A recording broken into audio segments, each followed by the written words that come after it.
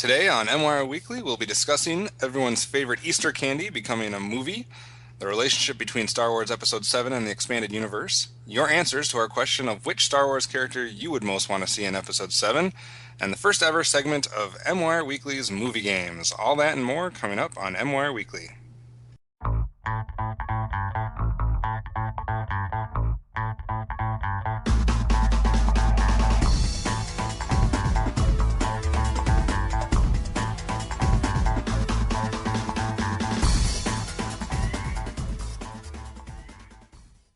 That's right, it's time for MWire Weekly, and as always, I am Optimus Solo, and with me is Nathan, hello. Hello. And Matt, hello. Hello. And as we usually do, we will start this week off by looking at the past weekend's box office results, and I guess we have what I would consider something of a surprise. And that is the fact that we were wrong. Captain America would not reign supreme all the way through until The Amazing Spider-Man 2 came out, because it has been dethroned this past weekend by The Other Woman. It's an upset. By almost 9 million, The Other Woman has replaced Captain America as number one at the box office. Yeah. Who knew? What is it, a romantic comedy? I guess. Yeah. The power of Cameron Diaz? I don't know. That's what she does, is the romantic comedy. She knocks out superheroes. The Other Woman came in at 24,700,000 in its first week. Captain America was number 2 at 16 mil. Heaven is for Real staying strong at number 3 with almost 14 million. And then Rio 2 and Paul Walker's Brick Mansions running out the top 5. Brick Mansion's just under 10 million. So I guess the surprise would be at the top. The rest, not as big of a surprise.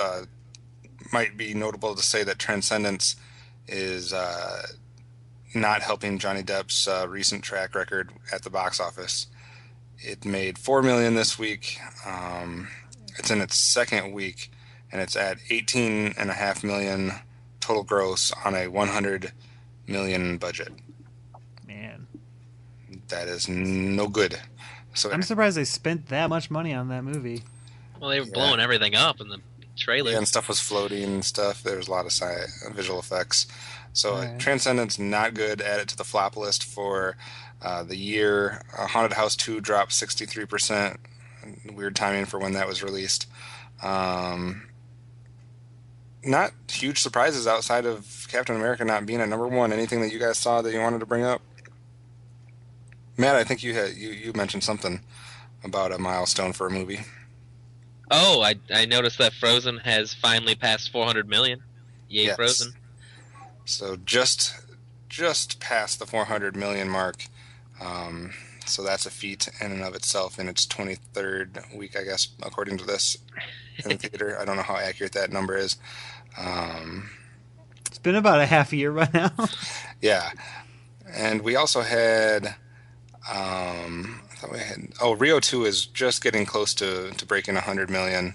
Probably do that next week, if not about 10 days from now. And Noah has a chance of breaking 100 million in the next couple weeks, probably combined. Do you think it'll have a chance of beating its budget? Not in the theater. Yeah. Not domestically theater. Yeah, not just domestic gross for theater tickets, but once you do the international and once you add like DVD sales and whatnot, it'll be fine. It won't be a failure, so to speak. I think we can officially say we're not going to get the raid since it's in less than 100 theaters now. Yeah. That's upsetting. That's I wanted to see people punch people, which is all that trailer was. And I don't even see... I don't see... Dom Hemingway's down to 119 theaters. Ugh. And that's trickling in money. So I guess we were not going to see that either. But if you look at the yearly, we have some new movers and shakers as far as 2014 goes. Number 1, still reigning supreme, is the Lego Movie at 252 million. Captain America is in second with 224. Then Divergent, 139, quite a drop there. Ride Along 134, still clinging to a top 5 spot, and then Mr. Peabody and Sherman at 108, and 300 Rise of an Empire at 105. So those are your top films for the year so far. And Captain America might, it probably will catch Lego Movie once all is said and done. Although Spider-Man will give it a little bit of a task trying to do that in the next week or so. But yeah, Lego Movie and Captain America stand alone at the top.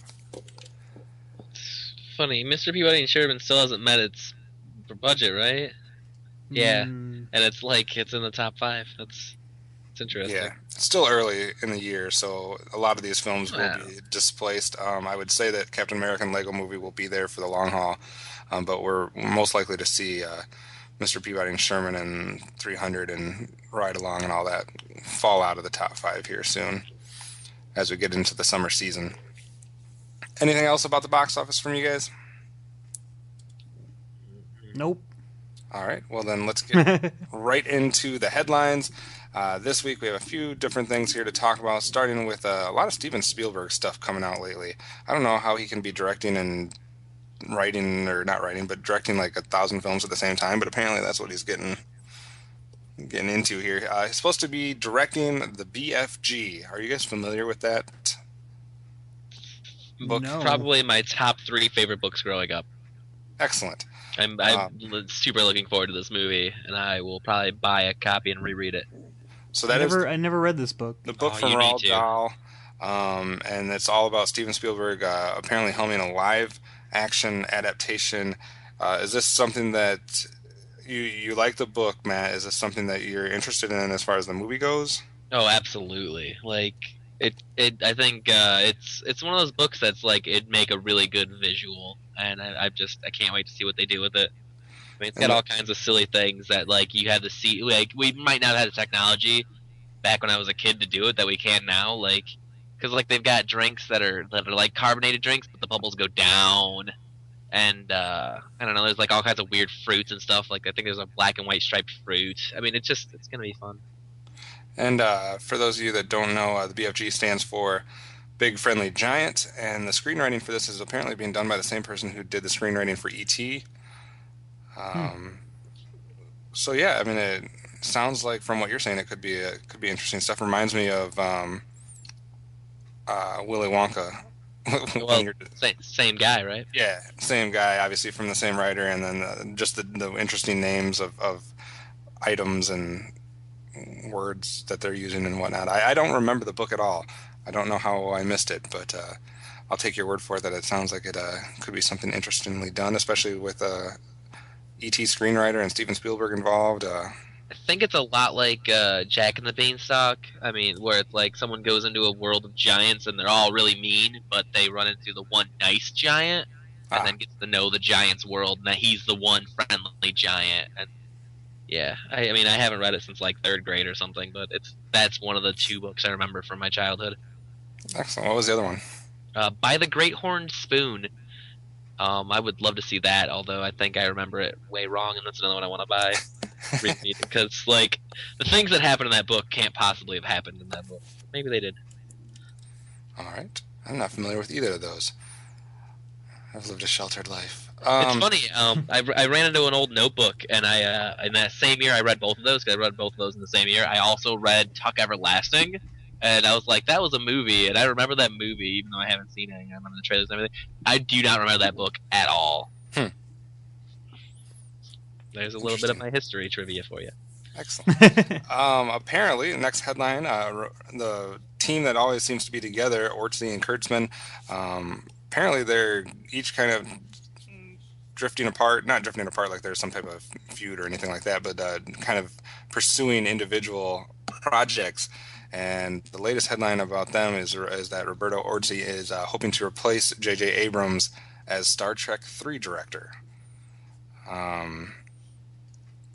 Apparently he is wanting to do that, and from what the article says is that Abrams is kind of in his is supporting him as a possibility for that.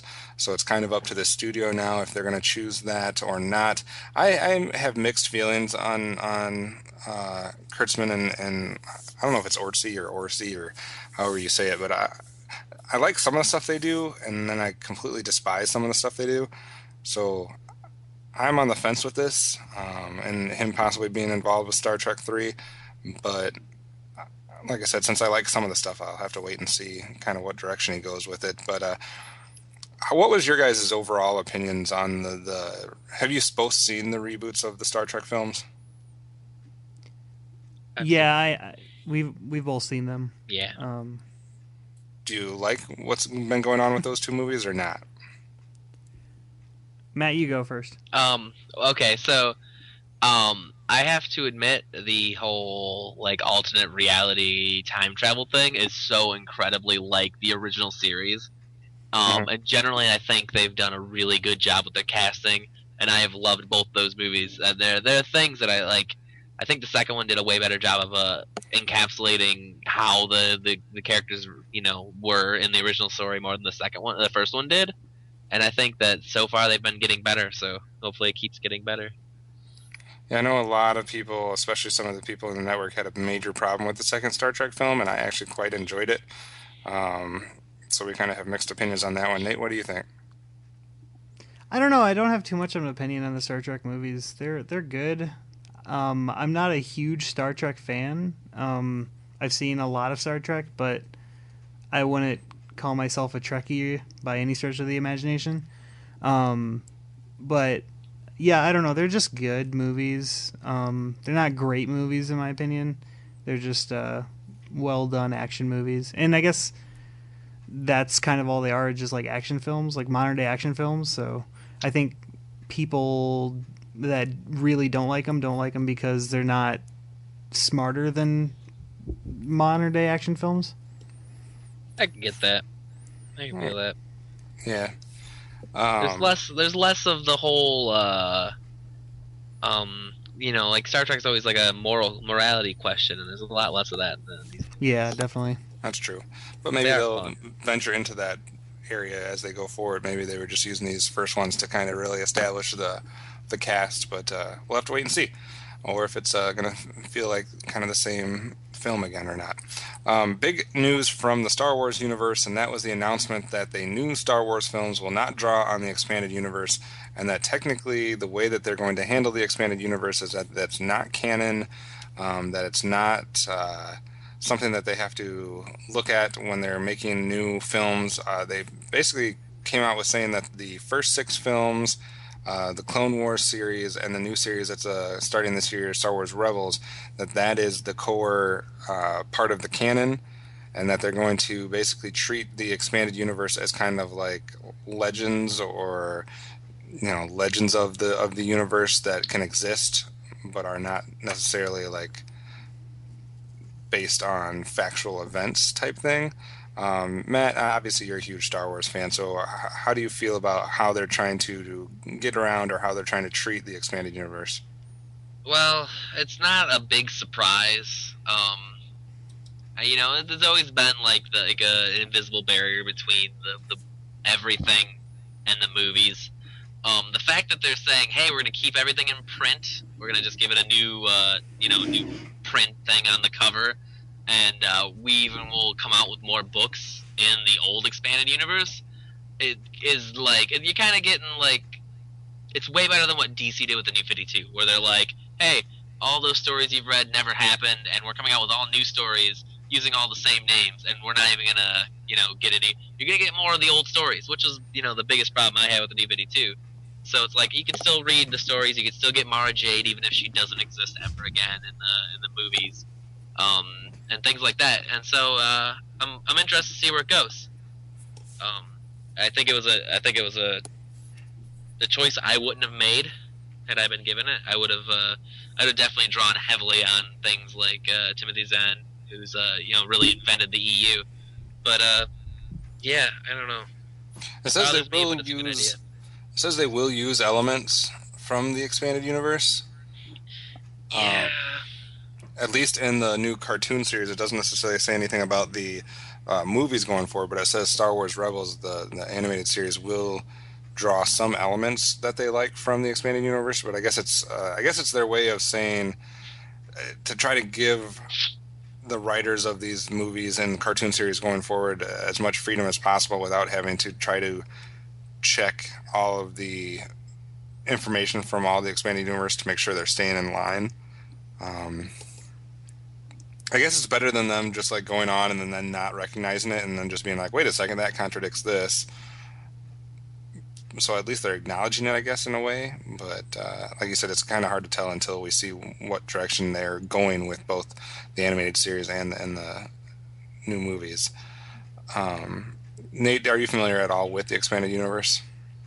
Yeah, I've read some of the comics mostly. I've never read any expanded universe books, but I don't know. Were you hoping that expanded universe would be a part of the movies and the cartoon series going forward, or are you fine with the way they're doing it? No, I have like no attachment to Star Wars. Gotcha. Like they could do whatever they want as long as it's a cool movie. I'll watch it and it'll be cool. I believe But you're losing major geek credit with your comments on both Star Trek and Star Wars so far. that's fine. I Just mean, kidding. you know, the Space Wars, you can have them, and I'll watch them and I'll enjoy them. But I don't hold them in like such high regard where they're like sacred or anything like that. I don't really do that with anything, like any sort of like geek. What about Back to the Like, Future? shut up! I love Back to the Future. But I would love to see a Back to the Future like remake or like more stories or anything. Definitely. Fair enough. Um, what seems to be a weekly topic, the Steve Jobs film coming out. They keep just cycling through different directors and different stars, and the latest news to hit this last week was that Danny Boyle is possibly in discussions to direct the new film, and now instead of Christian Bale, we will be moving on to the idea of possibly Leonardo DiCaprio playing Steve Jobs. Thoughts, Matt? Are you tired of Steve Jobs rumors? Yeah, no, you can like if you. It's funny if you were to go to my script, it's all clicked on links except for Steve Jobs rumors. I was just like, nope, I'll just listen to Kevin on this one. I think he's probably a better choice than Johnny Knoxville or the other person that they talked about doing. I started the Johnny Knoxville rumor. He's still a bad Steve Jobs though. Nate, do you even care at this point? Nope. All right. But we'll keep you informed as that goes on. News about the X-Men. Obviously, we have a big X-Men film coming out this year, and apparently Patrick Stewart just did an interview that is, I guess, getting diehard people to try to read into it probably more than they should be. Basically, the questions were posed about the possibility of more Patrick Stewart in future X-Men films, in which he did not necessarily shoot that down and said that he would expect to be involved in some type of future X-Men project. Made one quote in particular about that's the good things about science fiction and superhero and fantasy is that you're never totally dead. Which caused some people to try to think, is he giving spoilers out about the new film? Is that in reference to previous X-Men films?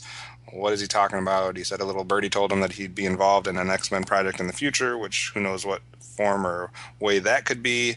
Any thoughts on this article, Matt? Yeah, I mean Patrick Stewart is great. Everything he's in, I love. I don't. He's getting old. So he can't do. He's getting older than that Wolverine dude. So he should probably be.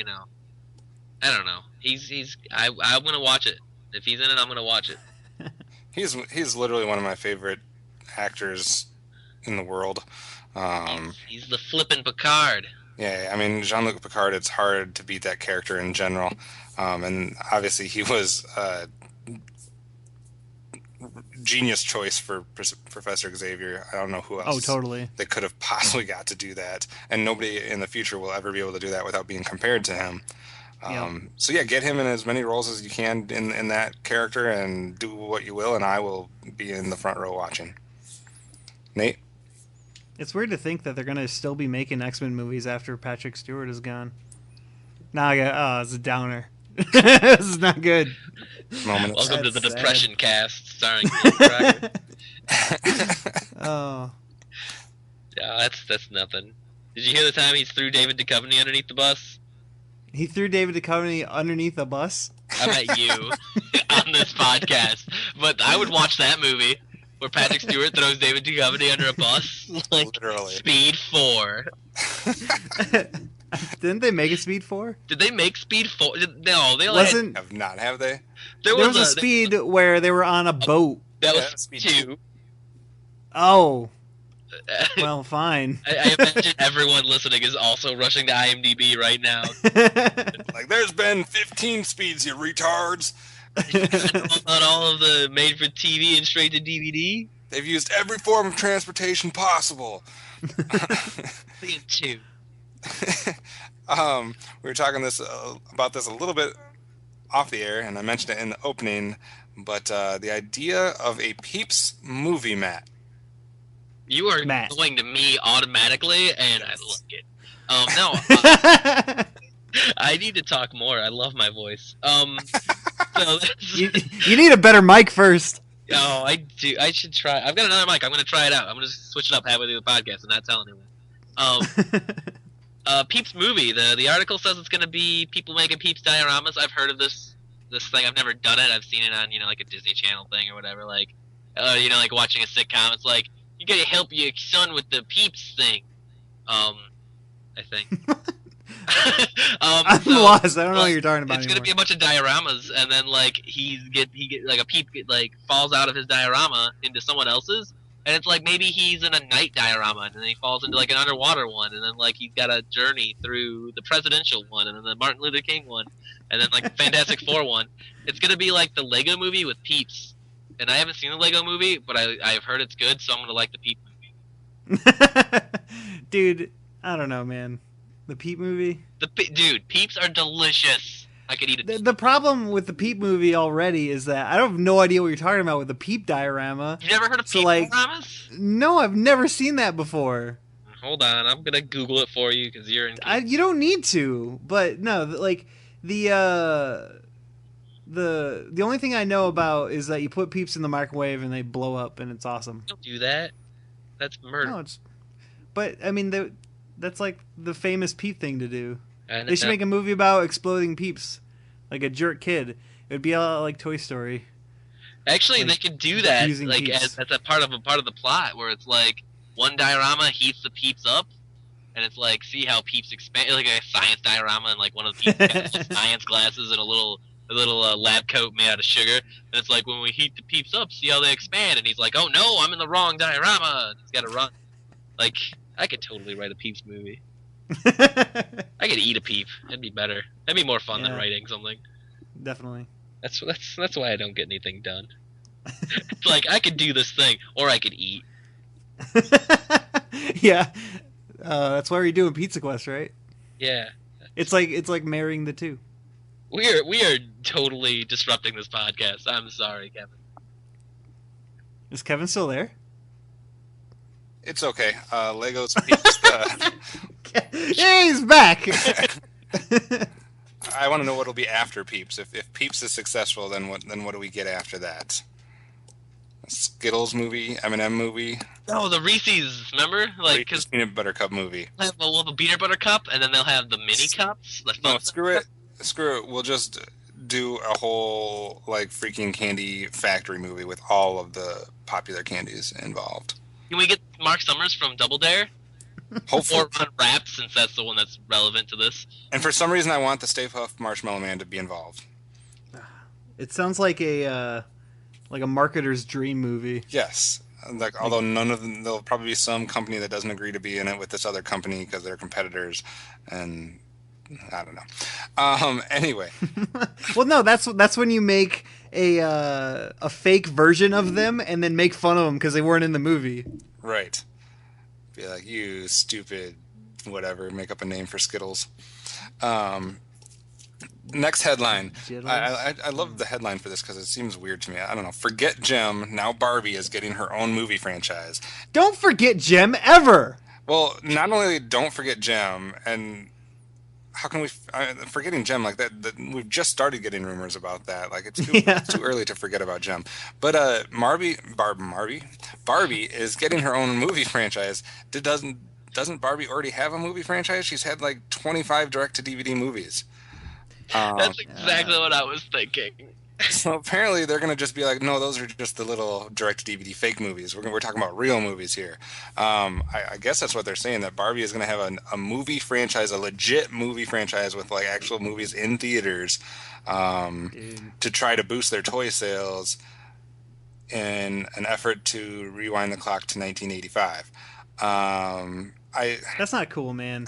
That's saying that all the work that Barbie's put in with all those other movies hasn't amounted to anything, and that's not true. Right. I'm just going off of what this article is saying, that they're saying their toys are down, and that's why they want to revitalize the franchise through movies. I mean, there's already movies. The thing is that like we've already got Little Mermaid movies, and live action mermaid movie is going to be different. So what if it's a live action Barbie movie? Yeah. Then how are they going to get anybody to play that part, because that human can't exist? CG. It's like we need a real life Barbie, but don't recognize any of the dimensions of the actual Barbie. Maybe that could be the transition though. Like they've got a lot of flack over the last few years, especially with the Lamely or whatever, the guy who made the like Barbie. Mm-hmm.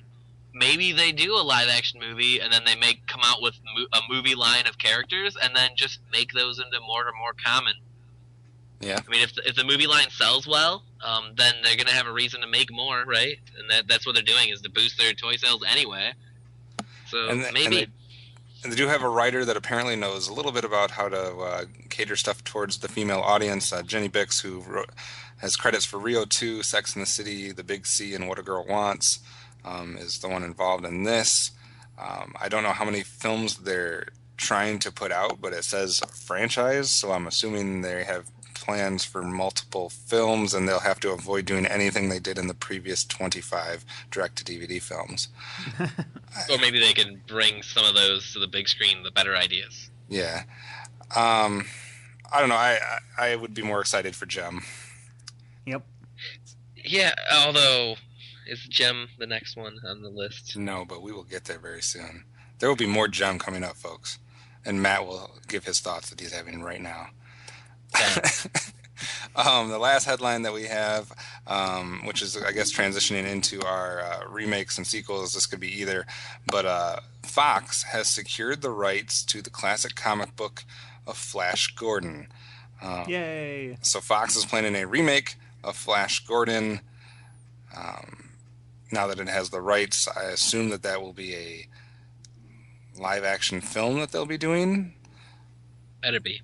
But I don't know. It just says that they snatched up the rights to it, so they guess they can do whatever they want to do with it.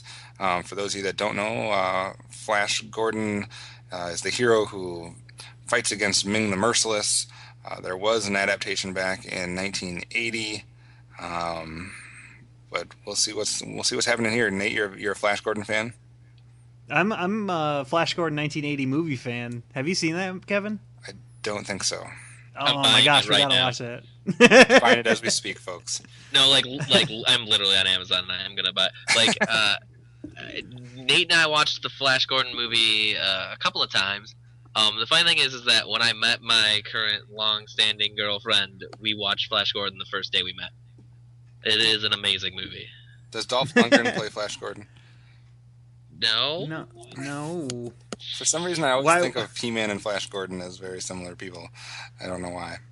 Who plays Flash Gordon? I don't know. Someone IMDb. Or more importantly, he is a physical specimen, though. He is. More importantly, who plays Ming the Merciless? Because that dude's cool. He is a cool guy too. They do a great job with that movie. I do remember the cartoon, but I did not see the first adaptation in 1980. So I'll have to watch that in preparation to get excited about the new film that could be coming from Fox. So, really dash my hopes. Sam J. Jones was Flash Gordon. and nobody knows who that is. Yeah. Get Flash Gordon and The Last Starfighter and Battlestar Galactica and Dune on a Blu-ray for less than just the soundtrack to that movie, which was done entirely by Queen, the entire soundtrack, and Yeah. it was amazing. So so who are they going to get to do the sound for the next film? The article actually suggested The Darkness, who I know is also split up and not as good as Queen. So that might not be a great choice. They're a good band, but they're no Queen. You can't really compare anyone to Queen nowadays. Like, there's no one working currently that's as good as Queen. Is there anybody that's ever been working this comparable to Queen? Rush. Well, Rush, yeah. I mean, And that's it. I want to compare Queen and Rush, but I mean, they're Yeah. equally good. Well, Rush is a little bit better. This week Just on audio in review, we talked about. I can't each stay band. on topic. We're having trouble staying on topic, so we apologize.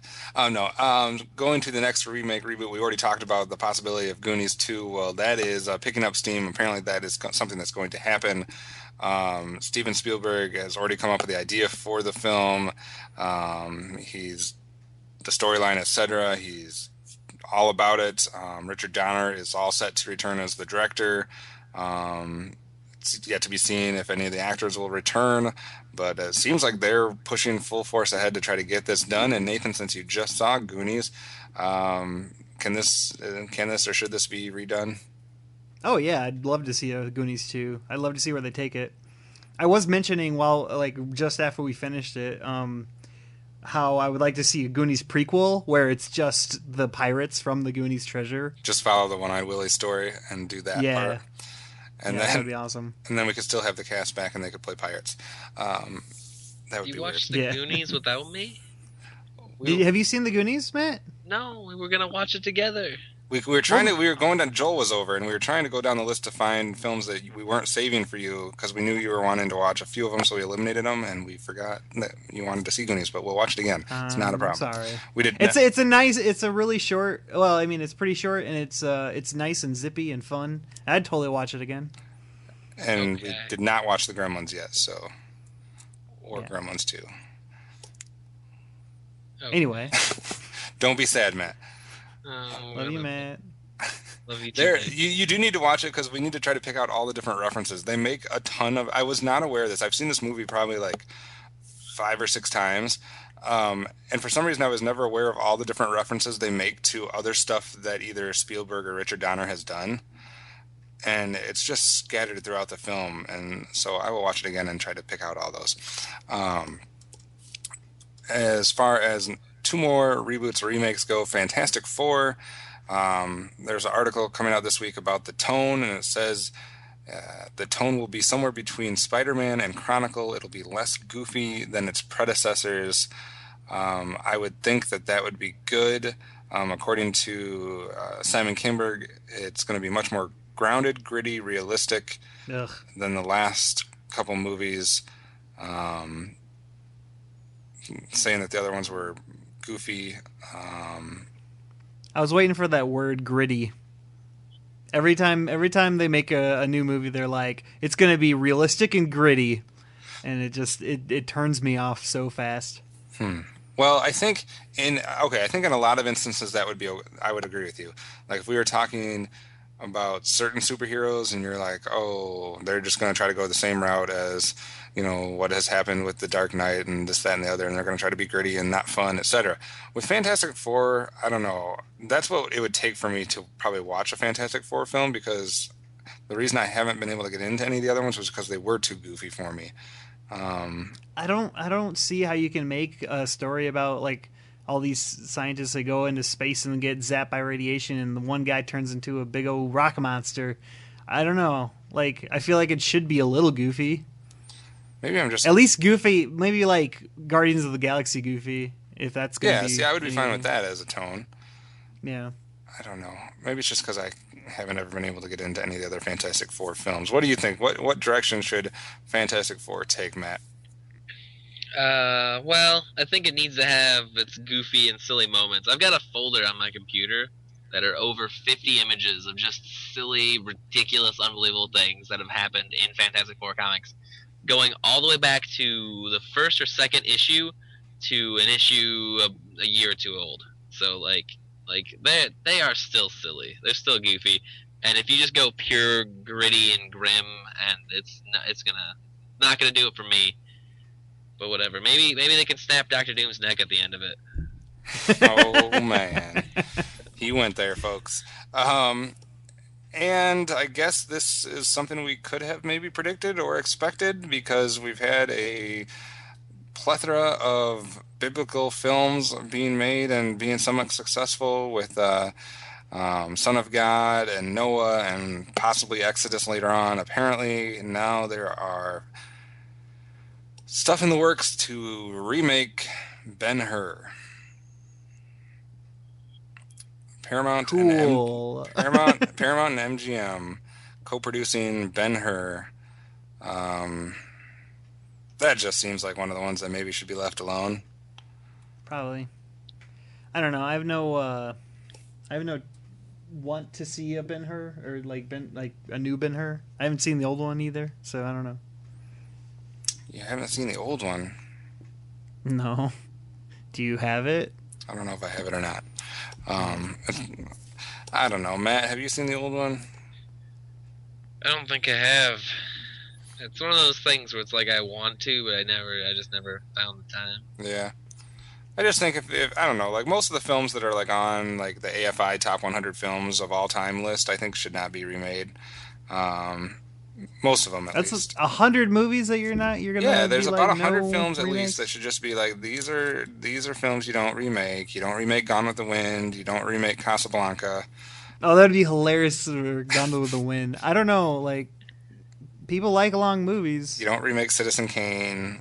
You don't remake, Space Odyssey. There's just some of the stuff you just. Yeah, I agree with you on most of those. What you just said. So I don't know. We'll let people.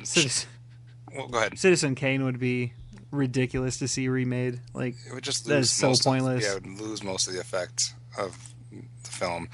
But maybe other people are clamoring for Ben-Hur. So if you are, let us know why.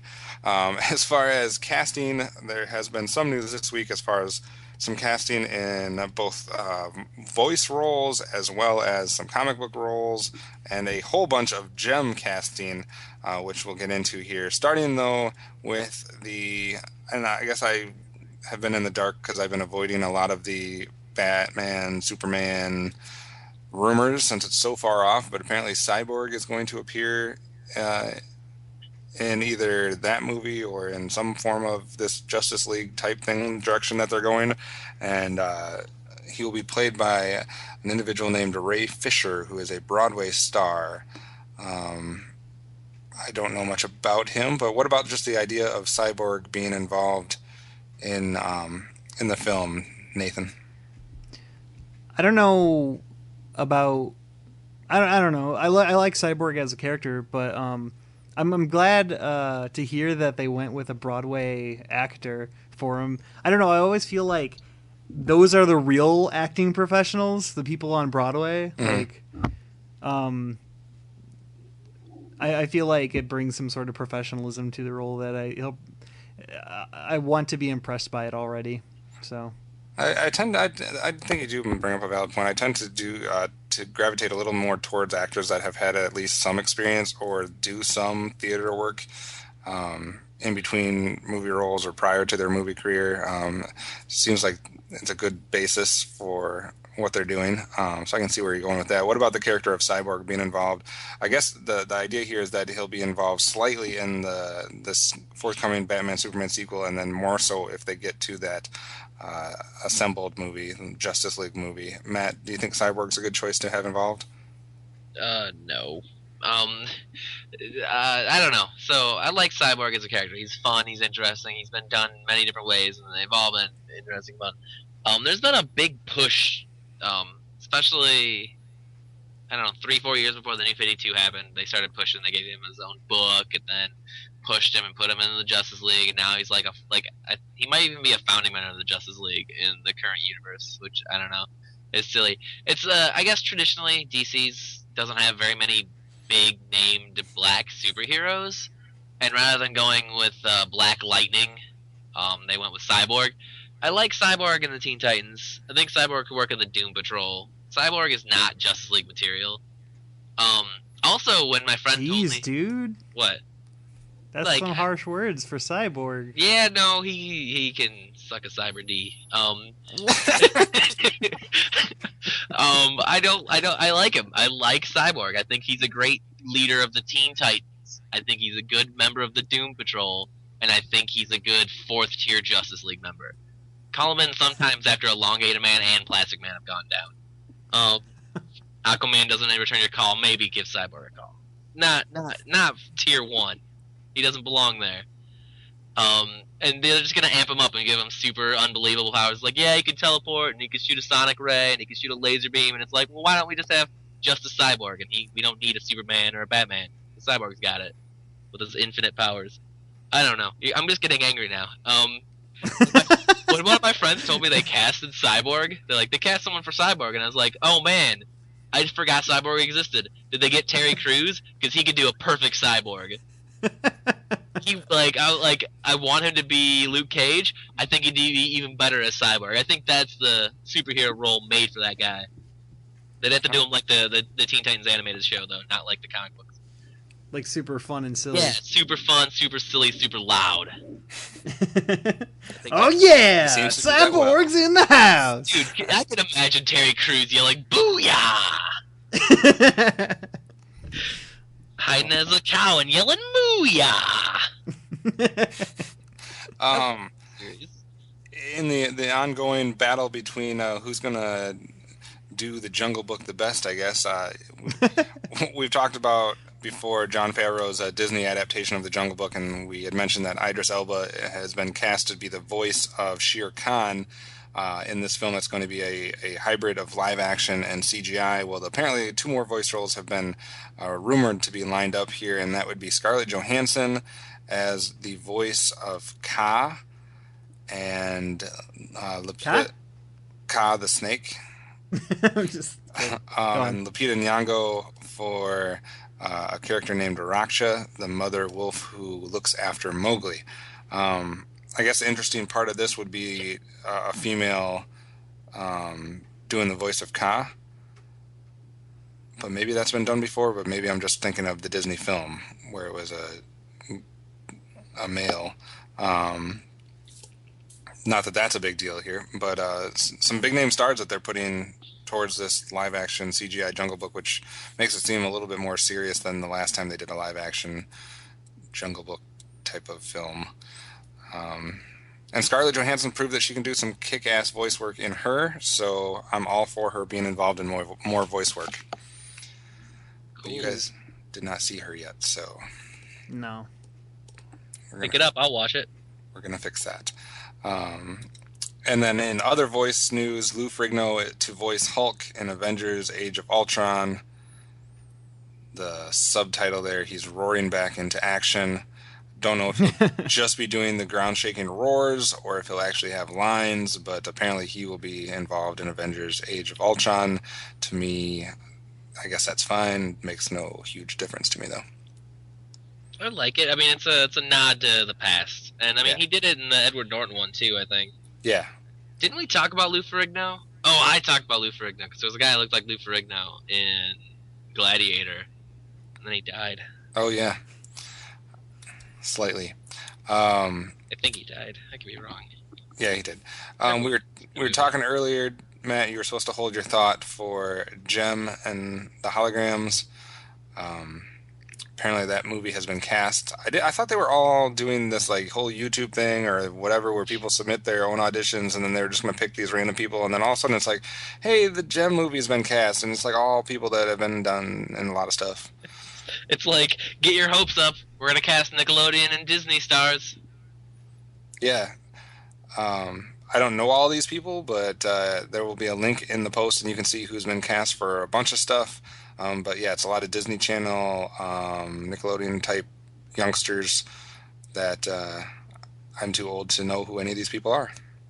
They're also making it not like what we said, where it should be a neo 80s, like no explanation for why pop like is like the 80s and everything is silly and fun. It's like they're YouTube characters. They're the Justin Biebers of that universe. That sucks. We'll see. We'll see. I don't know. Let's hold our hopes and let's get a trailer. Yeah. Yeah, but I will say that the photographs that they put out, to me, I know, Nate, you didn't necessarily like them as much, but I thought they caught what I was somewhat expecting of the characters to look like. Maybe not as colorful as you would like them, but I thought it at least... Were those the photos where you saw like a bit of hair and a bit of like mouth, Yeah, and then like jewelry or something, yeah, Yeah. and then a black or like a plain background? yeah. Yeah. No, I don't know. There wasn't enough in it to like go like, ooh, that's gonna look fun. Yeah, it wasn't enough though where I was like, oh, that's awful. So Yeah. it hit this weird spot where it's like, that's something to look at. I have no reaction to it. And then also some more casting for Peter Pan. Seems like we get a new character every couple weeks here. We obviously already had Hugh Jackman as Blackbeard, Garrett Hedlund as Hook. We had talked about when Rooney Mara was cast as Tiger Lily, and Levi Miller as Peter, and now apparently Amanda Seyfried has signed on to star in the film, most likely playing Wendy's mother, Mary. So I guess, they keep on going with that, and we'll see which Peter Pan version is better. Because I believe there's a couple different versions of Peter Pan that'll be hitting at the same time too. But this one definitely seems to have a lot of the big names. So Amanda Seyfried, I'm not opposed to her being involved. I'm not like huge on her one way or the other. So sure, she can play a character in this film. Go for it. And for those who don't know, Garrett Hedlund was starring as Hook. He formerly appeared in Tron Legacy, so you might recognize him from that. And apparently there's going to be a Marilyn Monroe film coming out, and it's been rumored that Jessica Chastain will be playing Marilyn Monroe. I don't know. Any thoughts on Marilyn Monroe at all? She's pretty. No. Surprised there hasn't been a Marilyn Monroe big budget film of sorts. It's being produced by Brad Pitt. She's been huge in the last 4 or 5 years, right? Yeah. That's surprising it's taken this long to get a movie. I think they're going to call the film Blonde. Yeah, after the not the documentary, the biography book. Yeah, so I don't know. She seems like she could play the part. I don't have a huge interest in Marilyn Monroe though. So Yeah, me either. getting into some trailer talk. Not as many as last week since we were trying to cover 2 weeks last week, but we do have some films. We had trailers come out for Love Punch, another segment for Sin City, Sex Tape, As Above, So Below, Jezebel, Let's Be Cops, Trust Me, Boyhood, A Long Way Down. Did any of those I catch? skipped one. Oh yeah, Supermensch, The Legend of Shep Gordon, which is more of a documentary. Looks Yeah. like a documentary.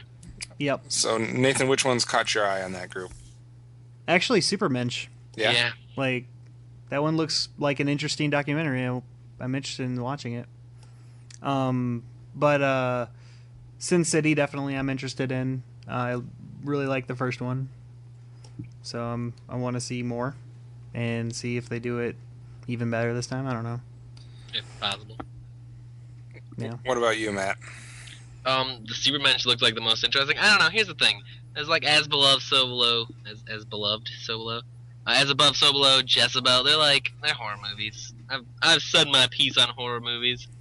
As Above, So Below sounded really interesting at first. It's like, it's like there's all these underground catacombs in Paris, and I'm like, yeah, I've heard about those. Those sound interesting. Like now they hold a secret that they're the gateway to hell. And it's like, oh, wow. Like, wait, let's not break out of the mold real quick here, guys. Matt, I'm telling you, Matt. We need to watch some horror movies alone. I'll keep you Here's like the thing. hugged I, and safe. I don't have anything against horror movies. Like I don't like being scared. I don't like jump cuts. But ultimately, like I can watch a horror movie and rate it and be like, yeah, it was good, it was bad, it did what it wanted to, it didn't. Like my problem is that I get horrifying nightmares.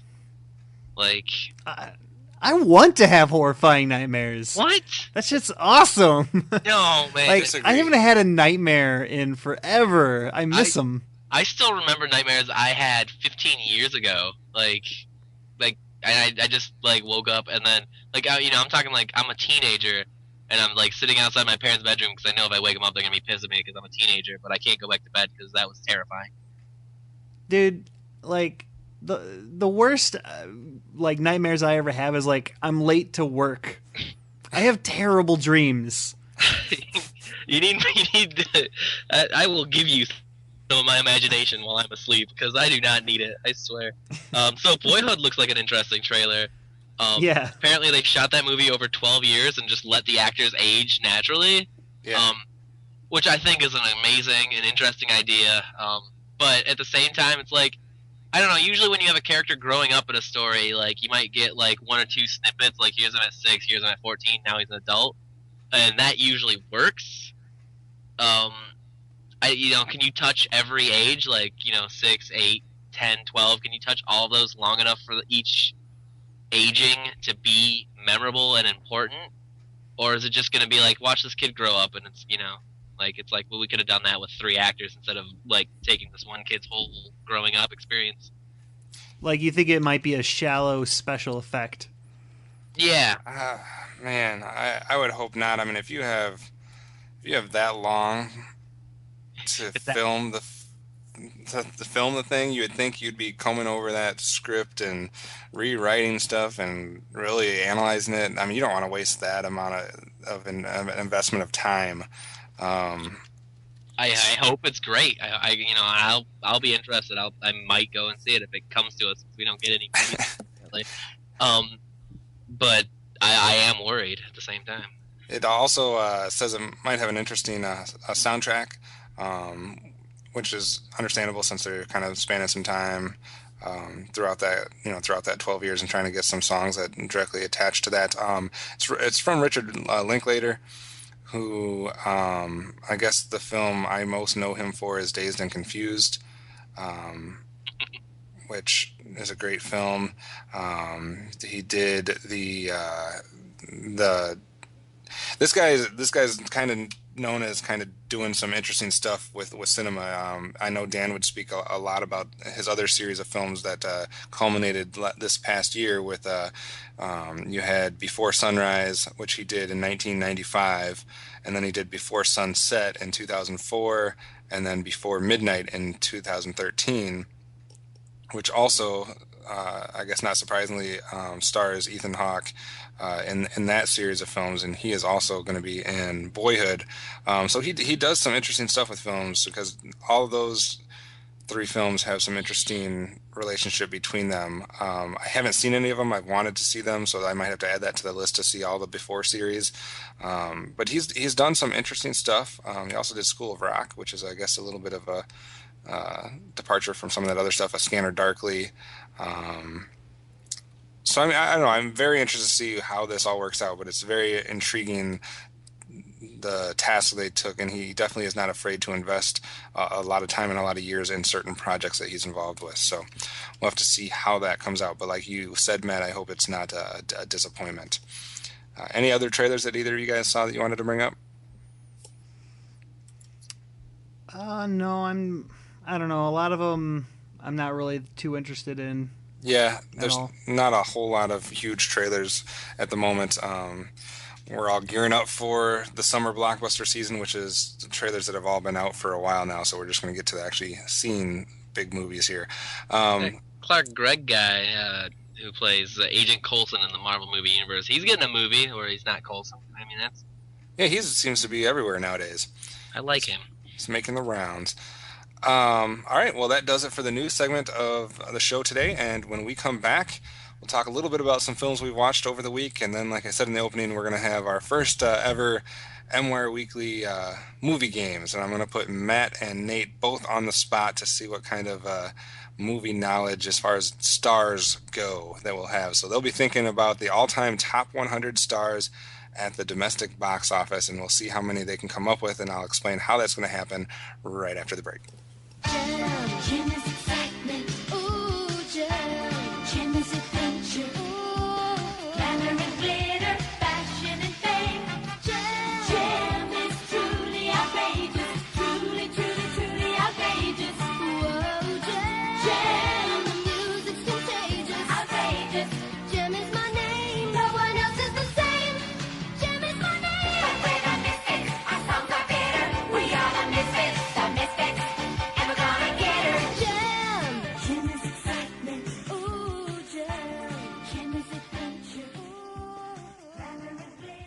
All right, thanks for sticking with us. And it is time for the main attraction this week, and we will start with a brief discussion of some of the films that we've seen over the past week. Um, what have we seen in the last week? Well, Nate and I just saw Goonies, but we won't talk too much about it because we're going to watch it again with Matt. So then we'll talk more in depth when we do that. Um, what did we see? We saw American Hustle together, the Yes. three of us, and that was the first time that you guys had each seen American Hustle. So, Nate, what were your thoughts on that film from 2013?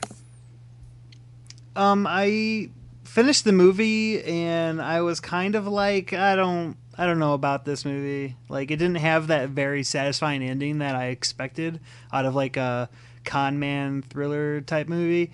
But the more I think about it, the more I just realize that it was a movie about like people acting. Like the actors are really just the reason why you watch that movie, and I like it more now that I've thought about it for a little bit. What about you, Matt? What was your initial reaction from seeing that film? Initial reaction. Well, I mean, I was impressed. Like, just everything they did really impressed me, and I want to just sit and think about like how do they do, and I liked it. I enjoyed it a lot, and I had a friend from work who had told me that it was a really bad. He said it was a turd gift wrapped in nice paper, so you don't notice that it's a turd. And I immediately texted him that he was wrong.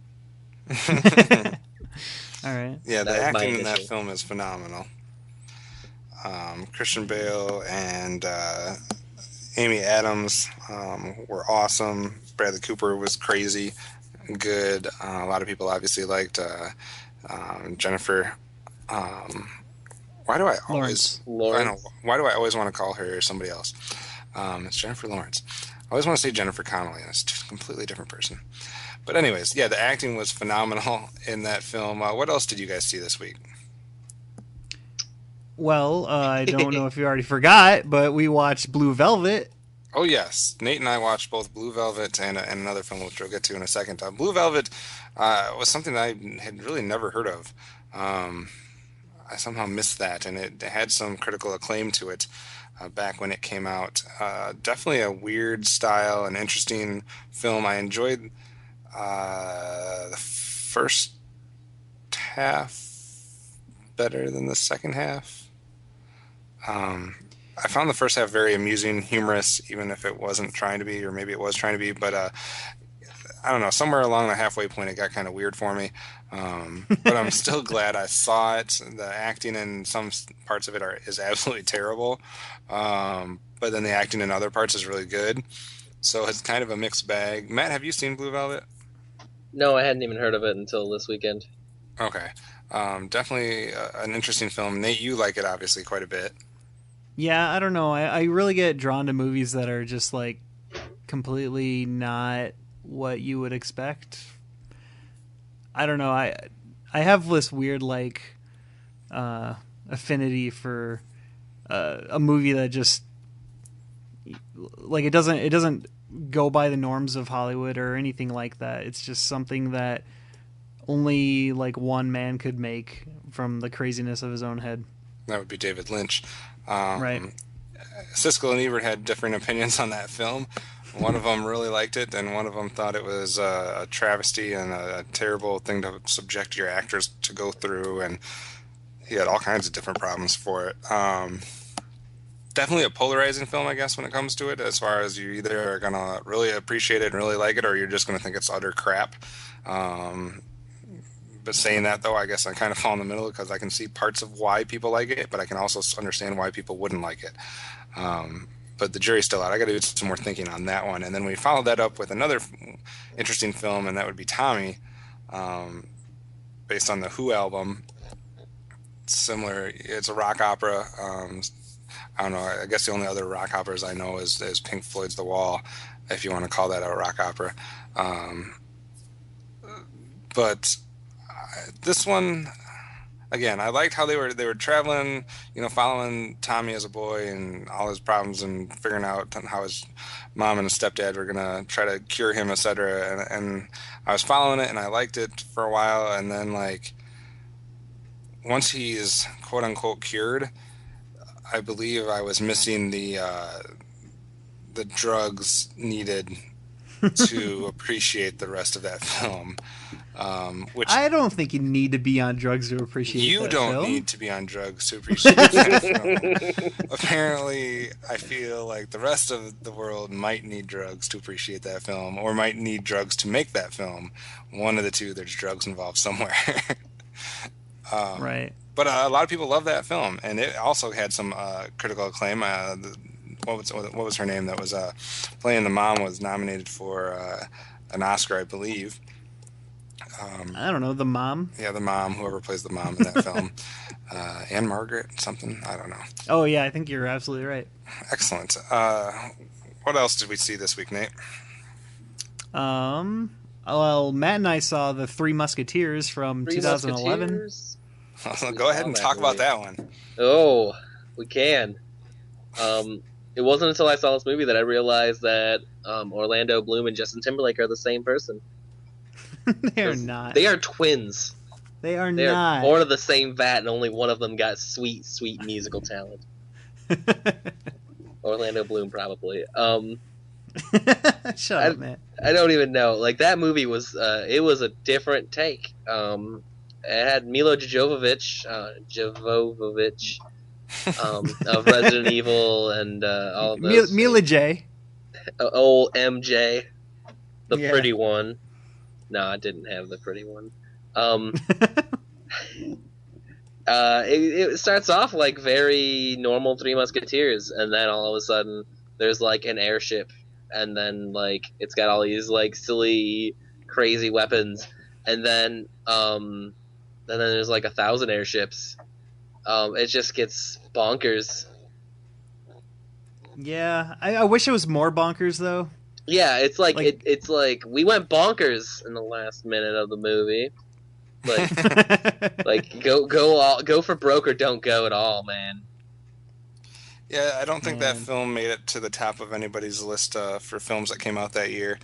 I wouldn't jump to the gun and be like, that's a terrible movie or anything. It was fun. It But- had fun scenes. Yeah, it had fun scenes. But again, like, it's that sort of like screenwriting 101 sort of like storytelling that's so predictable that it was like, oh, here's the part where this person double crosses this person, and then like here's the third act where there's gonna be a big spectacle fight scene, and then this will happen, and then she fell off the thing, but she's not dead probably. Yeah. You know it. No, yeah, it I don't know. was one of the most predictable movies I've ever seen. Like, it even seemed to rely on the predictability of, like, you know that's what happened. And, Yeah. like, and it's weird though, because it's like all of the famous people were the villains. Because it's Right. because it had like Justin Timberlake, Mila Jojo, and Christoph Waltz. No, it had the kid from Percy Jackson is not a famous kid. He's stole- the kid He from stole Percy Jackson. some lightning, and no one cares. Percy Jackson isn't a terrible movie either. I need to see it. No, I'm It's slightly not. interested. No, I don't. I don't think you do. Okay. I think That guy's in there's Noah as a pig or something. What? He plays Ham in Noah. Yeah, I forgot about that. Dude, there I are forgot he pigs was in in that Noah. in the boat. I imagine. Yeah. I've lost all track of what we're talking about. I'm just Um, kidding. What else did anybody see? Are we missing anything? I feel like I am. I do too. I don't know. I guess I saw 2 movies this last week. That's why I gotta write them down. I gotta start writing these down. Yeah, I see too many movies. I've seen a lot of movies. I wish I could say either of those sentences. Sorry, Matt. Man, Nothing in theaters though. Nothing worth going to in theaters. no. Spider-Man next week, right? Spider-Man? I bought like 8 movies this week for no reason. Other than the fact that movies are fun. That could be mentioned when we were talking about the Asylum, who makes their. I don't know. Did you tell Kevin about this? Asylum. So Asylum keeps Android? making their movies that are like, hey, this looks like it's gonna be a blockbuster. Rush out a movie in 2 weeks that's gonna capitalize on that. Their RoboCop one, Android Cop. I found it at a used DVD shop for like $3. I bought it. Nice. I am so excited. I cannot even tell you. Succeed. Like I nearly punched Nate. Like I was so happy. he showed me it like, dude, oh my gosh, Android Cop, and I was like, oh yeah, cool. And I didn't like understand how happy he was for a while. Oh my like, god, I'm so like, excited. Oh, you really wanted that one? Okay. I really wanted that one. Meanwhile, I bought like Boogie Nights and One Flew Over the Cuckoo's Nest. And Unbreakable. He bought a bunch of good movies, and then I bought The Three Musketeers and Android Cop. And you be the judge of who got better. You be the judge of who got better. Who had the better haul? I feel like I'm missing a film that I saw, but the show must go on because I cannot remember what it is. Screw it. So, anyways, wasn't that good? Yeah, it must not have been that good. So we're gonna do something we've never done before, and we're totally doing it kind of spontaneously. Matt and Nate did not really know about this before a few hours ago. Nate probably didn't know about it until a few minutes ago. Shit. It's actually a good idea because then we can't cheat. Yeah, there's no cheating involved here. And what we're doing, we're going to call it MWire Weekly Movie Games. And what we're doing this time is we're looking at, I found an article this week that I've seen similar articles in the past, and I'm sure a lot of movie geeks out there have seen similar articles, so they might know some of the names to expect here. But I think it's a kind of a cool little list. And what it is it's the all-time top 100 stars at the domestic box office. Now, a couple kind of qualifications. Number one, this chart is not adjusted for inflation. So the figures represent total amount of domestic revenue generated by all the movies a star has appeared in over their lifetime.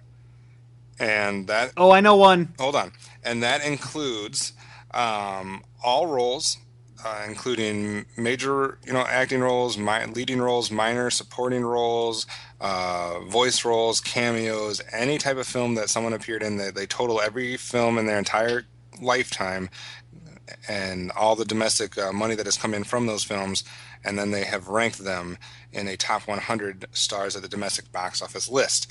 How this is going to work is we're not going to look at all 100 because that would take a long time. What we're going to do is we're going to try to see how many of the top 25 you each can come up with. We're going to alternate with guesses from each of you. You're each going to get 10 guesses. All right, you're each going to get 10 guesses. Right. We'll start with one person, go back and forth, and we're going to see how many of your guesses are actual people that show up in the top 25 on this list. And so, Nate, I need you to pick a number 1 through 10. 7. And Matt? 8. Matt got it. The number was 8. No, dang it. Damn it. It's always 8. Anytime I ever ask that question, the number's 8. We'll know for next week. I have such a terrible memory. I'm not going to remember that next time. So that means that Matt is going to be able to go first with his first guess out of 10 here. And remember, we're looking at the most money if you total all the movies they've ever appeared in. The most money that's been made by a single actor, and it includes all different types of roles, including voice roles, cameos, major and supporting roles. So I'm just stalling so that Matt can have a few seconds to think. And Matt, who would you expect to see in the top 25 of that list? Nick Cage. Nicolas Cage. He is in the top 100, I believe, but he is not in the top 25. He is at... Hold on, I had him here a second ago. He is... Stop it, computer. It's probably because I'm looking for Nicholas, and it's probably just listed as Nick. That's a terrible idea. Who would ever call him Nick Cage? They don't know him. Control F. Yeah, he is on the list, but he is not in the top 25. And I guess I'll give you some hints as we go through, if we're not getting a lot. But that gives it up to Nathan for his first guess. Remember, it's got to be somebody that appears in the top 25. What's your first guess, Nate? Okay, this guy has to be on the top 25. He's been in over 400 either TV shows or movies. He's done voice acting. He's been like various animals on every movie that's ever been out. It has to be Frank Welker.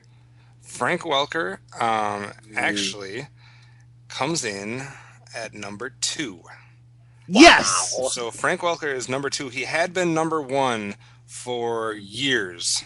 He had been number one. He just got passed by somebody here within the last year. He has been in 106 movies, and his total box office is $6.6 billion from the Holy, films that he has been in. wow. He's been in he's been in probably 90% of the Disney films, uh, as well as just a lot of other stuff. Obviously, a phenomenal voice actor, and so I'm not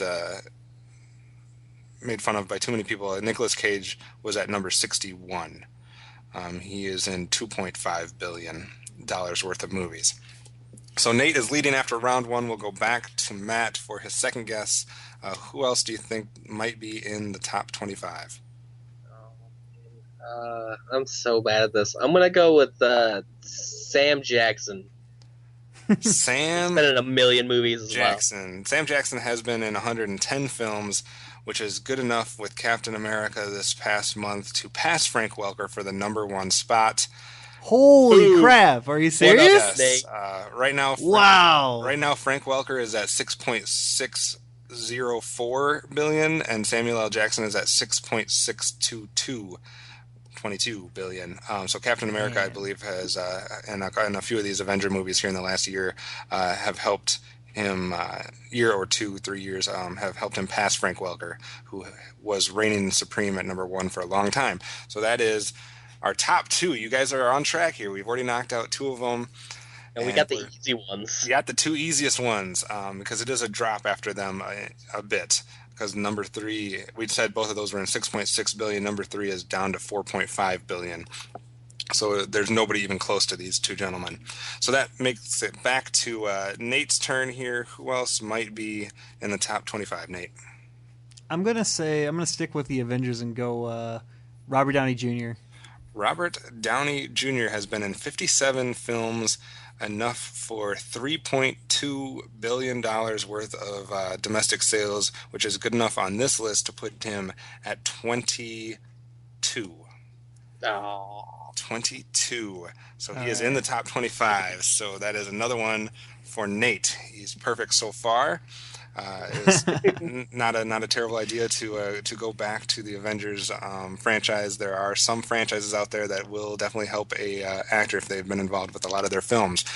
So going back to Matt, what do you think?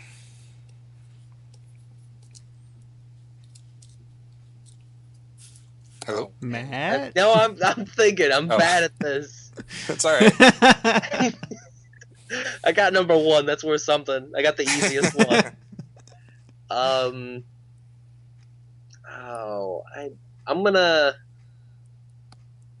gonna go with Harrison Ford. Harrison Ford. Why would you think Harrison Ford? I don't know, because he did Star Wars, which was not adjusted for inflation. Also did the Indiana Jones franchise. Yeah, I mean he's been in a lot of movies, and a lot of them have done well. And that is good enough to put him at spot number 8 on this list. He has been in, according to this, 44 films, which is good for $3.9 billion, which is good enough to make him in the top 10 at number 8. So far only one missed. Nate, can you keep the streak going? I'm gonna go with Harry Potter, not the guy who played Harry Potter, but the guy that played Snape. What was his name? Alan Rickman. Alan Rickman. He's good. He's in a bunch of movies. Wow. I did not stuff. expect you guys to get that one necessarily. Alan Rickman comes in at number 18. He has been in 35 films, which is good enough for almost $3.5 billion. Obviously, the Harry Potter franchise is where he's getting most of his traction. A couple other things that he was in. He was in Alice in Wonderland. He was in Sweeney Todd. Almost all of the Harry Potter. I think he was in all the Harry Potter films. I could be wrong. And then back in the day, he should have been. yeah, and back in the day, 1991, he was in Robin Hood, Prince of Thieves, which made 165 million. So that didn't hurt either. So yes, Alan Rickman is good at the number 18th spot, which means Nate is still leading 3-2, but Matt can tie it up here with his next guess. It's gonna be 4-2 really soon. Because oh man, are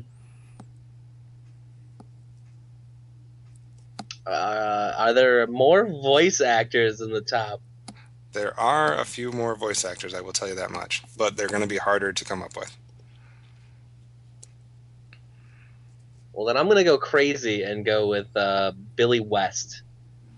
Billy West. Why would you think that? He's thinking Billy of West himself. has been in a lot of good cartoons and a handful of movies, but he is not going to appear anywhere in the top 100. Ouch. Like Told I you I'm said, bad at this. the other voice actors are going to be much harder to come up with. You're probably more likely to have luck with just going with actors you know from big franchises.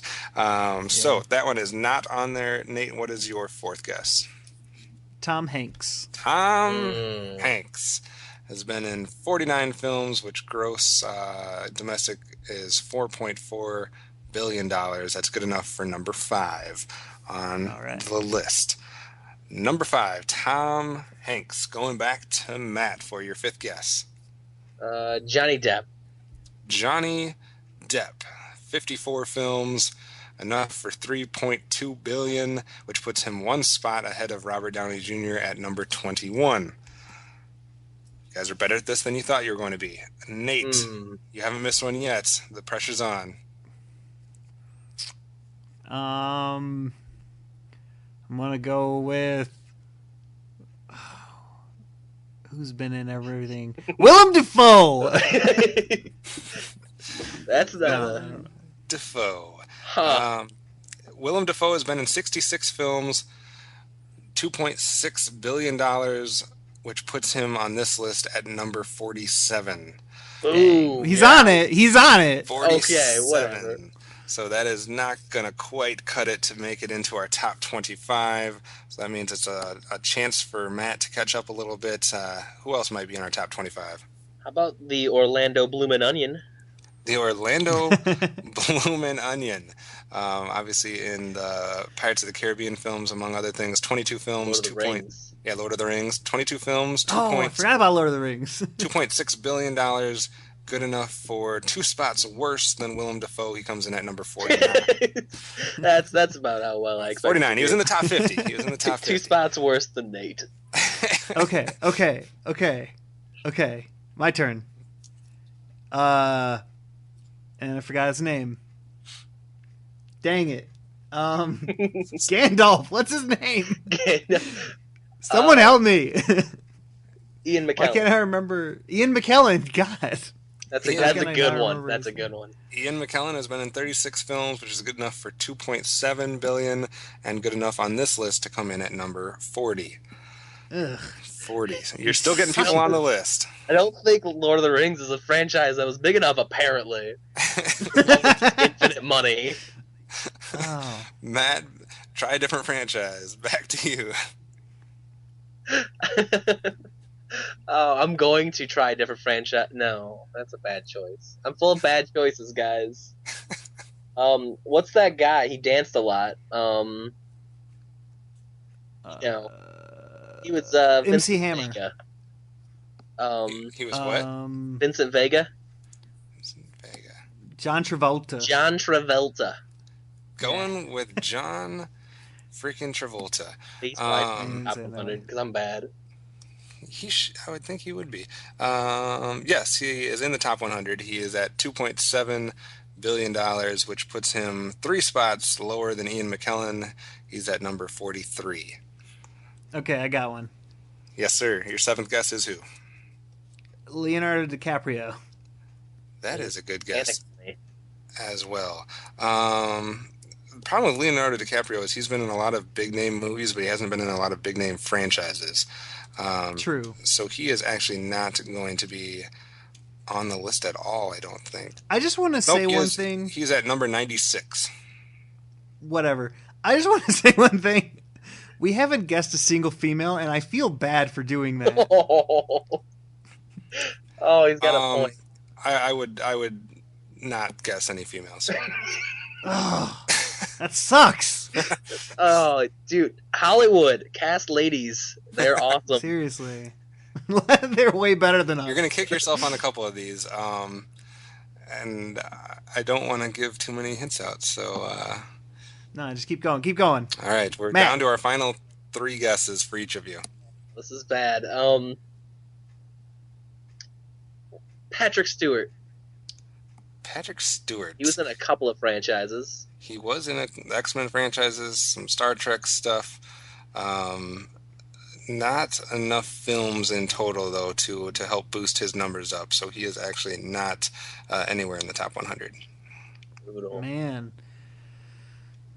I'm going to go the flip side of Tom Hanks and go Tim Allen. Tim Allen. That is not something I expect. Oh, come on. He's a stand-up comedian. He did like 2 movies. He's done the Toy Story films. That's good enough. Oh, okay. I was like trying to think, like, what? Home Improvement? Jingle All the Way? Santa Claus? Yeah. Was he in Jingle All the Way? He's the character in that, Jingle All the Way. I thought that was an Arnold Schwarzenegger movie. Oh, maybe it is, yeah. Tim Allen. You're thinking of the Santa Claus. Go on, Kevin. Tim Allen is a great guess because of the Toy Story films, which have helped a lot of people, but he is not in the top 100. Whatever, dude. I ain't even mad. I'm trying to be mad here. Brings it back for your final 2 guesses. Matt, what's your second class guess? I got a franchise guy. Robin Williams of the Mrs. Doubtfire franchise. Mrs. Doubtfire, that's where you should have gone. Yes, Robin Williams, been in 66 films, $3.4 billion, which is good enough for 19th on the list. Robin Williams comes in at number 19. If you're wanting to know why, he was in Night at the Museum. He was in both Night at the Museums. He was in Happy Feet, Robots. These are all films that made over $100 million. Patch Adams, Good Will Hunting, Jumanji. Mrs. Doubtfire made over $200 million. Aladdin did not hurt. Hook, Good Morning Vietnam. So he is number 19 on the list. Nate, you are now tied with Matt at 4 apiece, and you have 2 guesses left. Sean Connery. Ooh. Sean Connery. Obviously, he was in the Indiana Jones films as well as the Bond films, which must not have made enough money domestically to put him on this list. Oh, he's not even on the list? I'm trying to see here if he's anywhere on the list at all. Nope. I'm not seeing him. Sorry, my computer was freezing there for a second. No, oddly enough, he's not on the list at all. Dang. Brutal. So that means, Matt, with your last guess, you could take the lead. Somebody that's in the top 25. I could, but I'm not gonna. Dun, dun.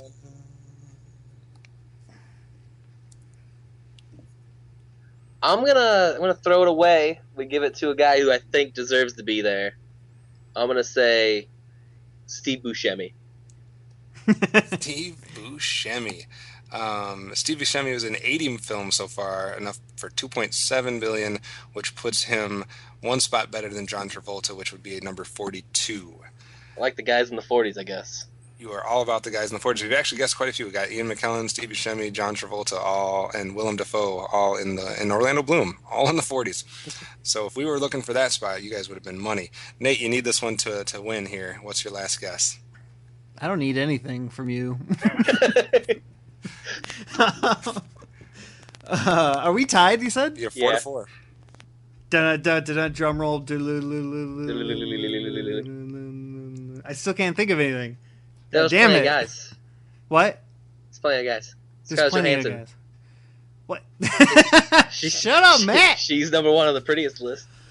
No. I don't even know. She's if like that's half true. pretty. He's trying to Some throw are you kinda- off. She's- He's trying to That's distract true. you. That's actually true. They're way prettier ladies. Not Yeah. that that's what we should judge women by, but their good acting capabilities, of which she is also an amazing actress. She is.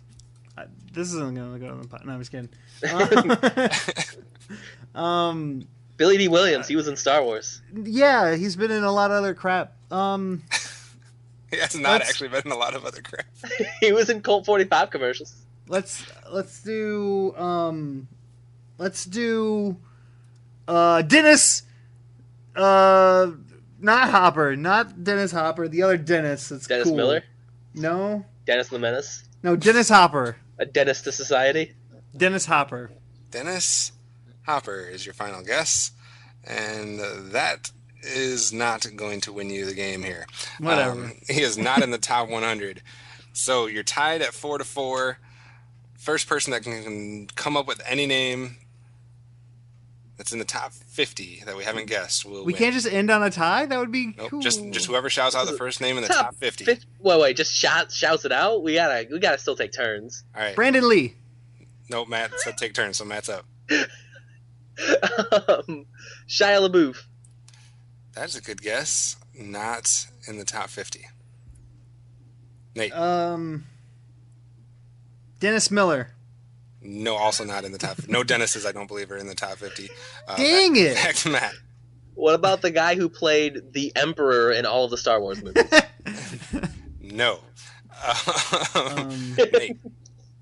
What about Ewan McGregor? You already said him. No, I wait, didn't say Ewan McGregor. Not, You said but he's you said also Ian McKellen. Not in the top 50. James Earl Jones. James Earl Jones is in the top 50. He's at number 37. Ugh.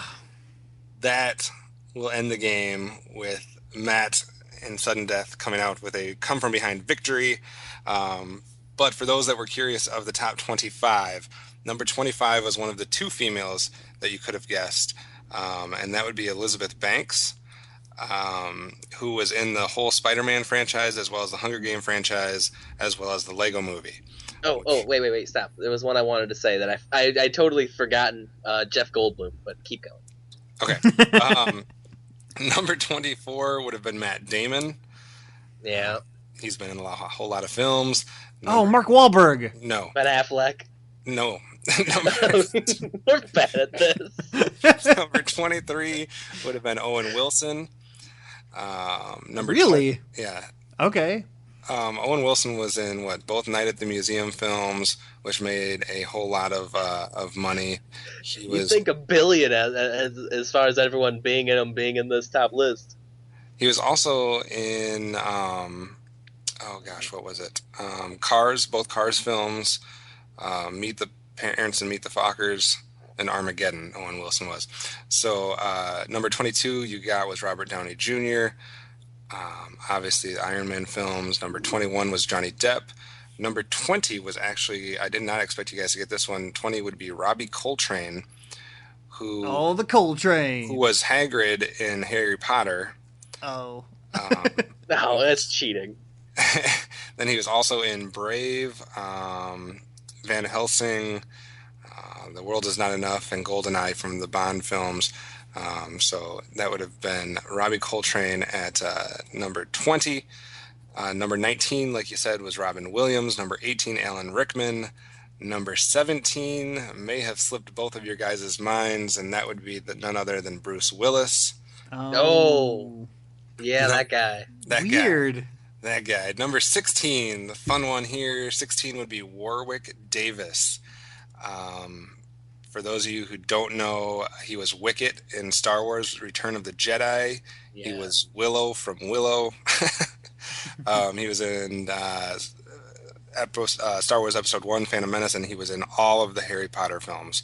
So that is definitely enough to get him up on the list at number 16. Number 15, maybe 10 years ago you would have guessed him more likely than now, but number 15 would be Tom Cruise. Of course. He's in everything. Well, he's not, but he's in a lot. Number 14, probably due to the Transformers franchise, would be Hugo Weaving. He's in the Transformers movies? Yes. He provided the voice of Megatron, I believe, in at least one of the films. the original Transformers, he was Megatron, as well as Dark of the Moon. He was also in Happy Feet, the Hobbit film, and he was Lord of the in Rings. Captain America, Yep. the first one, and Lord of the Rings and the Matrix films. So He's so good. Hugo Weaving's been in a lot of stuff. What number was that here? Number 14. Number 13, Nate. I should have given you a hint of just naming one of my favorite actors. Number 13 would be Liam Neeson. Okay. Not hurt by the Star Wars films, obviously. Number 12 is probably the hardest one to come up with on the entire list. Number 12 is the other female, and that is Mickey McGowan. You've probably never heard of her. She is a voice actor with not a lot of major voice roles. She is always listed in the additional voices, though. Right. She was in Little Mermaid, Beauty and the Beast, Aladdin, all the Toy Stories, A Bug's Life, Monsters Inc., Lilo and Stitch, Finding Nemo, Ice Age, Despicable Me 2, Up. She's been in just about every animated film, it seems like, in the history of the world, outside of the ones that Frank Welker has been in that she has not been in. So that would be kind of your hardest one to guess there at number 12. Number 11 would be Eddie Murphy. Probably thanks to Shrek. Number 10, Gary Oldman. Yeah. Gary Oldman was in RoboCop. He was in a good majority of the Harry Potter films. He was also in what was one of the other ones he did that was big? Batman Begins, The Dark Knight, Dark Knight Rises obviously did not hurt him. So Gary Oldman comes in at number 10. Number 9, another voice actor, one of my personal favorite voice actors, a guy by the name of Jack Angel, who was Astro Train in the animated Transformers, the movie, but he's also been in Little Mermaid, Beauty and the Beast, Aladdin, Toy Story, etc. So all the way up through Despicable Me 2. So voice acting, the unsung heroes sometimes are in a lot of films that make a lot of money. Number 8 was Harrison Ford. Number 7, the last of the voice actors, Bob Bergen, who most people probably know as the voice of Porky Pig. But he's also been in a ton of Disney films. He was in the Dr. Seuss's The Lorax and the Tangled were his last 2 films, but Up, Wall-E, Tinkerbell, Toy Story, etc. So Bob Bergen is the last of the voice actors. Then we go to number 6, which I guess this is not fair, but if you were wanting to think of, you were on the right track with the Marvel films, and there's one individual that's been in all of them. Oh, Stan Lee. Stan Lee at No. 6. That's cheap. Cameos were included, so he has been in 22 films totaling $4.2 billion. Robbie would love to hear that. Would he? No, he hates Stan Lee's cameo. Yeah. Doesn't he? Yeah, that's it. Tom Hanks was number 5. You might kick yourself for number 4, and that would be Morgan Freeman. Oh. Morgan Freeman's been in 69 films for almost $4.5 billion. Number 3, as I guess I said that as last voice actor because I forgot him, because I always think of him more as a kind of behind the scenes guy, but it's John Ratzenberger, who's done both acting and voice acting. He was in all the Superman, or he was in Superman 1 and Superman 2. He was in Star Wars, Empire Strikes Back. He was then got involved in animation and voice work, so he did all the Toy Stories, Wall-E, Ratatouille, Up, Cars, Planes, Monsters University, Brave, etc. So a lot of money made in those. And then we go to our top 2, which would be Frank Welker and Samuel L. Jackson, which are some $2.2 billion ahead of the rest of the field. So some interesting people there. If you want to see the whole list of 100, you can go to the website where there will be all kinds of fun names, including a lot of those other. If we would have opened it up to the whole 100, then you could have just started guessing anybody involved in these franchises, because you have people like Anthony Daniels, who is C-3PO. You got Frank Oz, the voice of Yoda. He's involved in all the Muppet films, etc. You have anybody that's been in all the Harry Potter films, like the recurring characters, stuff like that. So that's a fun little list of people that have been involved in the most money-making films over their years and over their career. And we'll give this first Movie Games Winner Award to Matt. Woo! And we will be back with other movie games in the future. We'll try to do all kinds of different stuff and see which ones you like best, and we'll kind of make those recurring segments on the show. Any thoughts, Nate? Yeah. As a conceding speech? Well, Matt said better things than I said. So, way to go, Matt. You were on a roll. You said things better. Yeah, I don't know. Wow, man. I feel like that's he's like upset and burning me about something he's not upset about, but like way to passively aggressively attack me violently on our shared podcast experience. And hopefully when I win the second one, you're not as much of a sore loser. As far as coming attractions go, for Blu-ray releases this week, there's nothing. Well, actually, somehow The Legend of Hercules has found its way to DVD already. The film may be the first 2014 film to not be directly released to DVD, but might as well have been. Also, really, a collector's edition combo pack of Sophie's Choice, which is a classic. But I mean, and a few times. And a combo pack of Space Battleship Yamato. I wouldn't mind seeing that. Yeah. As far as theater releases, there's only one. It's The Amazing Spider-Man 2.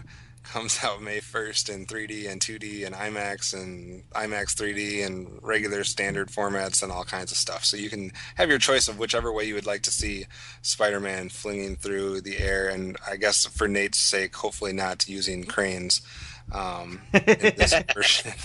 Other than that, I don't know, Walk of Shame, Decoding Andy Parker were trailers that we saw, but nothing's going to compete with The Amazing Spider-Man 2.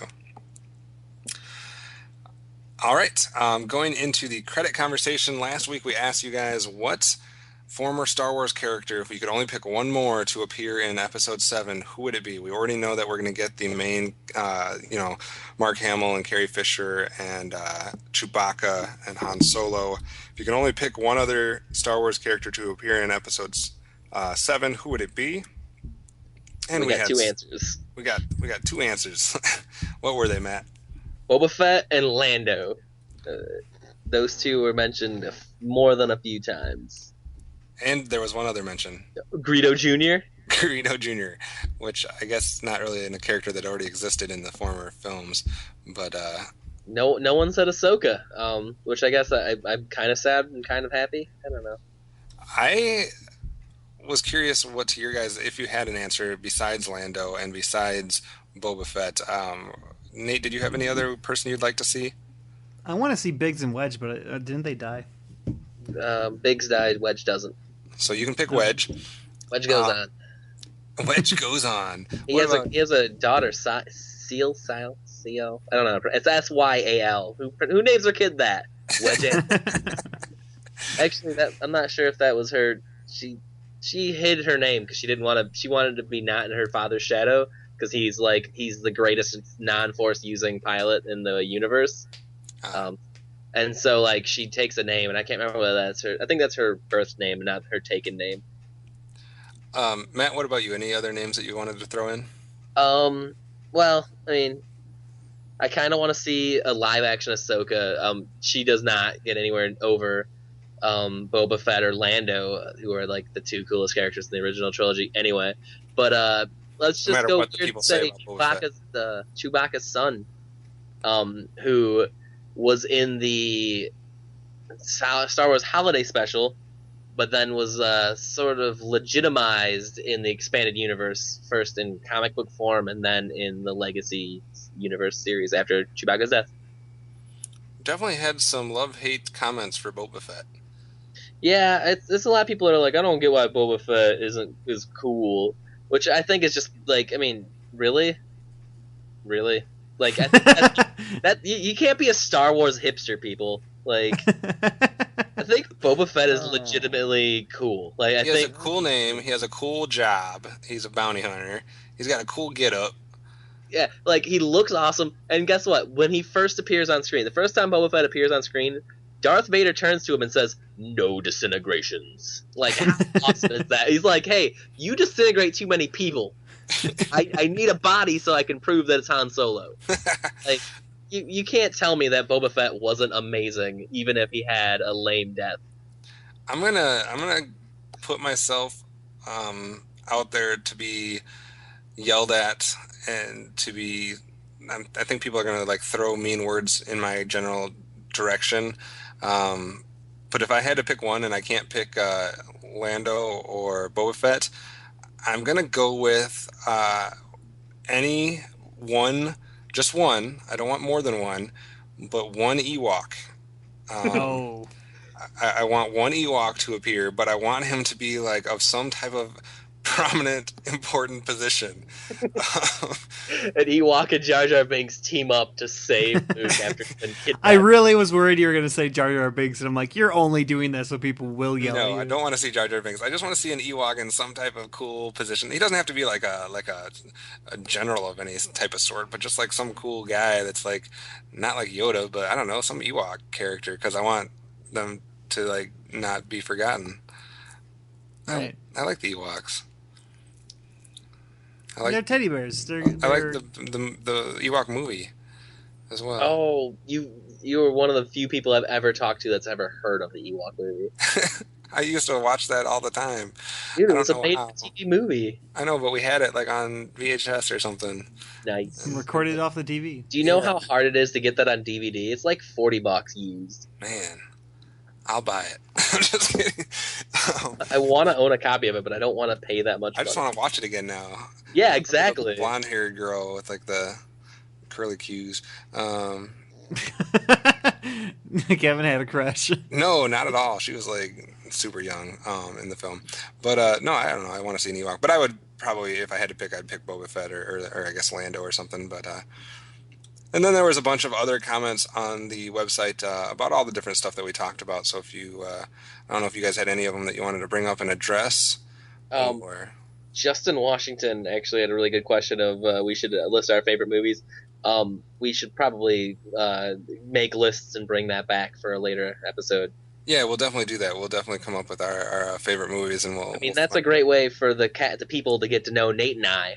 Right. We probably should have done it sooner, and I feel bad for not thinking of it. We'll do it here in the next week or two.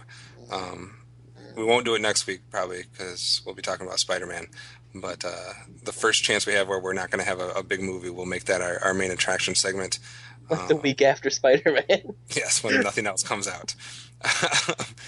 And obviously there were some ongoing conversations about different Marvel stuff that we had talked about previously, so if you want to check those out, you can do that as well. And did we have a question for this week? Something that I did not think about because I was all into our game mode. What did we talk about this week? We talked about Cyborg making it into Justice League movie. Is there any fringe DC characters you're interested in? Someone that's not Batman, Superman, Wonder Woman, Green Lantern, or Aquaman, or The Flash?